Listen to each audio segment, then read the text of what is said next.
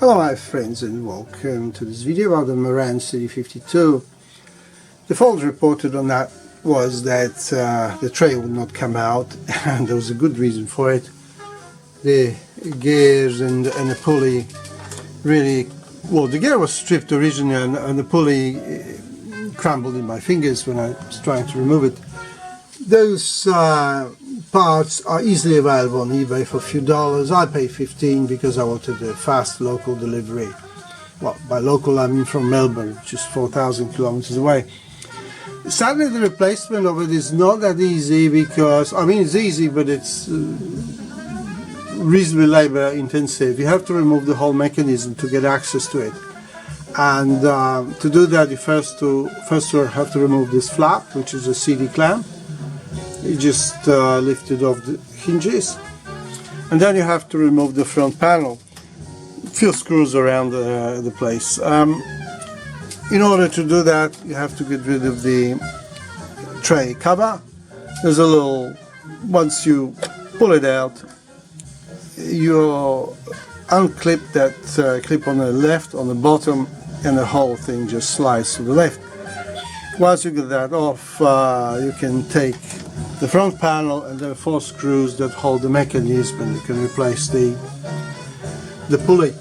About the player, the mechanism there is CDM4, so it's in my books the most reliable mechanism ever. I've never seen one fail, and it's not the most elaborate of Marantz players, but then again there's nothing wrong with it either. Everything is on a single board. I can see 4 or 5 regulators there, which is not bad. Transformer is a decent size.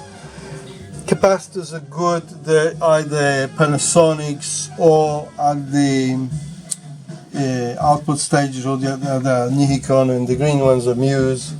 So these are the top capacitors, I think. Well, there are a couple of quirks. I mean, one is a feature, it's not really a quirk.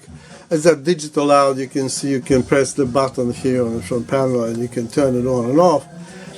But what I really don't like is that at the time, in many Marantz players, they don't have a tray close button. You can open it, but pressing it again won't close it. You have to either nudge the tray or use a remote. You know, I'm using the musical fidelity remote, and it doesn't have a tray close on it either. So I just select a track number, and the whole thing will happen.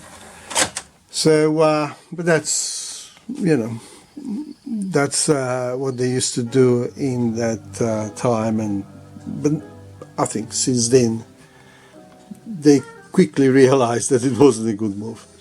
Well, thanks guys, until the next one.